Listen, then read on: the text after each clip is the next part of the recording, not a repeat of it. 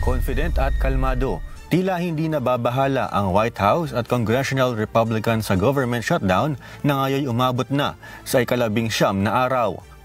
Ayon kay House Speaker Mike Johnson, ginawa ng House ang kanilang trabaho. Nagpasa ng isang temporary funding bill na tinatawag na Clean Continuing Resolution. Gayunpaman, nananawagan pa rin ang Democrats para sa pagpapalawig ng healthcare subsidies bago sila sumang-ayon sa anumang kasunduan. Karamihan sa mga mamayan ng US ang dismayado sa pangyayari at sinasabing seryosong problema ito at ibinubuntong ang sisi sa parehong partido. Dahil dito walang pressure na nararamdaman ang Republicans at Democrats, kaya naman wala sa kanila ang gustong magbigay daan para matapos na ang suliraning ito. Sa bahagi naman ng White House, gumawa ito ng paraan upang maibsan ang epekto ng shutdown. Tiniyak nito na mapasasahod ang mga sundalo at mabigyan ng akses sa mga magsasaka sa mga pautang.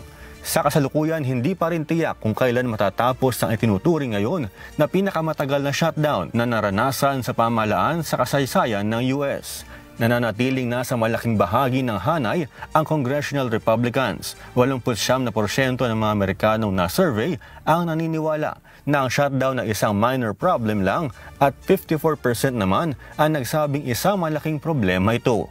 Nagbabala naman ang ilang opisyal na kung magpapatuloy ito, maraming mga serbisyo sa pamahalaan at mga manggagawa ang maapektuhan sa mga susunod na linggo. Klein Senka, humahataw sa Balita Ngayon.